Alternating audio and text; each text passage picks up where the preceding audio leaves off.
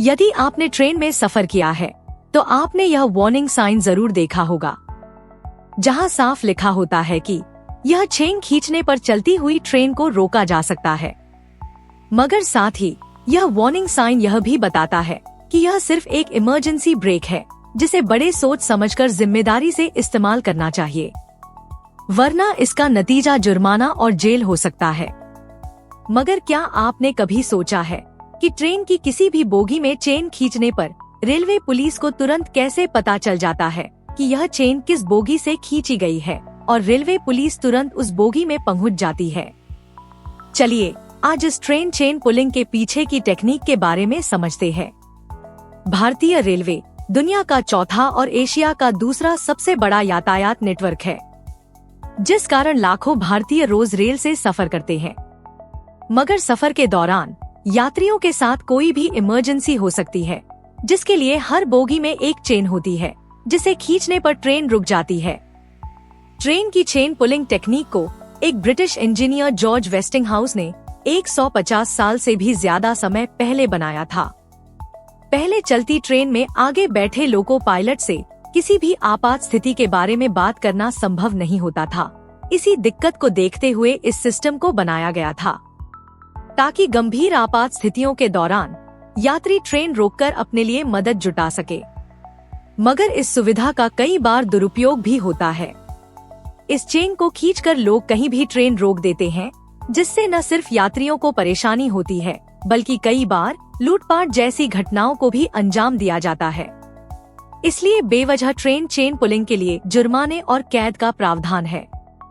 Railway अधिनियम 1989 की धारा 141 के तहत बेवजह चेन खींचकर ट्रेन रोकना दंडनीय अपराध माना जाता है। दुरुपयोग की गंभीरता के आधार पर अपराधियों को 1000 रुपए का जुर्माना, 1 साल तक की कैद या दोनों हो सकते हैं। जुर्माने और कैद के अलावा भी ट्रेन चेन पुलिंग महंगा पड़ सकता है।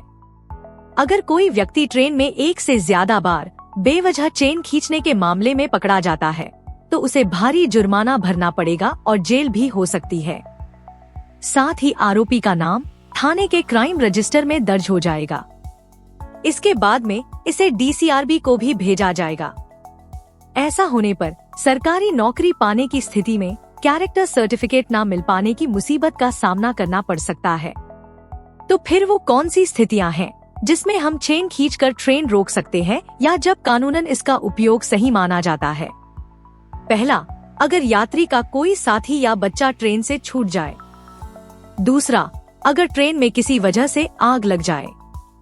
तीसरा, कोई बुजुर्ग या दिव्यांग व्यक्ति ट्रेन चलने के दौरान उसमें चढ़ने में समय ले रहा हो। चौथा, किसी बोगी में अचानक किसी व्यक्ति की तबीयत खराब हो जाए, जैसे दौरा पड़ जाए या हार्ट अटैक आ जाए। पांचवा, अगर ट्रेन में स्नैचिंग, चोरी या डकैती की घटना हो जाए। अब सबसे दिलचस्प सवाल, चेन पुलिंग करते ही रेलवे पुलिस को कैसे पता चलता है कि किस बोगी में चेन खींची गई है? दरअसल ट्रेन के ब्रेकिंग सिस्टम में एयर प्रेशर का महत्वपूर्ण योगदान होता है, क्योंकि ट्रेन के पहिए के पास मौजूद ये ब्रेक शू ट्रेन के पहिए को हर समय लॉक करे रखते हैं, जिसका मतलब है कि ट्रेन के पहियों पर हर समय ब्रेक लगा रहता है, ताकि लोको पायलट की गैर मौजूदगी में दुर्घटनावश भी ट्रेन के पहिए ट्रेन के वजन से खुद आगे ना चल सके।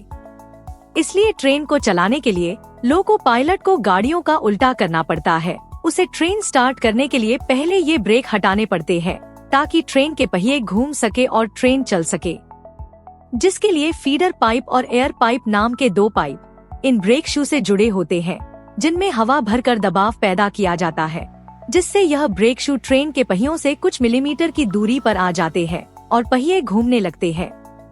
यह दोनों पाइप हर बोगी से गुजरते हैं, जिनमें लोको पायलट एक कंप्रेसर की मदद से हवा को एक निश्चित दबाव पर भर कर रखता है। इनमें से हर बोगी में सिर्फ एयर पाइप पर एक वाल्व लगा होता है, जो चेन खींचे जाने की स्थिति में खुल जाता है और एक आवाज के साथ हवा निकलने लगती है, जिस कारण पाइप में हवा का दबाव कम हो जाता है, जिससे पूरे सिस्टम में तुरंत बदलाव आ जाता है। प्रेशर में यह बदलाव लोको पायलट को दिखाई देता है, जो प्रेशर मीटर पर नजर रखता है।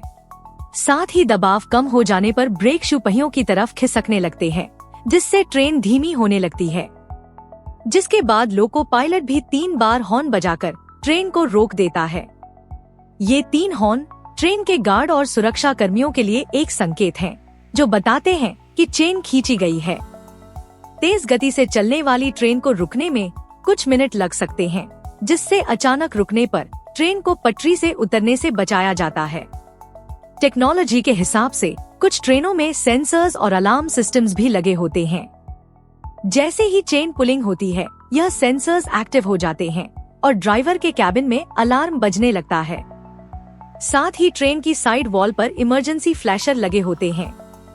ये फ्लैशर उस कोच में चालू होते हैं जहां से चेन खींची गई थी, और एक लाइट चमकने लगती है।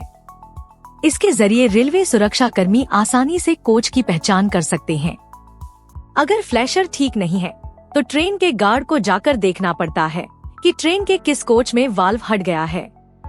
हालांकि वे चेन खींचने वाले व्यक्ति का पता नहीं लगा सकते। आपात की स्थिति से निपटने के बाद चेन को मैन्युअल रूप से रीसेट कर लिया जाता है और ट्रेन एक बार फिर से रवाना होने के लिए तैयार हो जाती है। मगर अगर लोको पायलट चाहे तो चेन खींचने पर भी ट्रेन को गतिमान रख सकता है, क्योंकि फीडर पाइप का कंट्रोल सिर्फ लोको पायलट के पास ही होता है।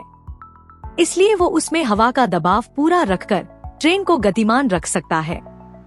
दोस्तों, क्या आपने भी रेल से सफर के दौरान कभी चेन पुलिंग का सामना किया है? यदि हाँ, तो अपना अनुभव नीचे कमेंट सेक्शन में साझा करें। अगर आपको यह वीडियो पसंद आया हो तो इसे लाइक और शेयर जरूर करें। हमारे चैनल को सब्सक्राइब करना ना भूलें, ताकि आपको ऐसी ही और दिलचस्प जानकारियां आगे भी मिलती रहें। अब जल्द मिलते हैं एक और इंटरेस्टिंग और इन्फॉर्मेटिव वीडियो में। तब तक के लिए जय हिंद, जय भारत।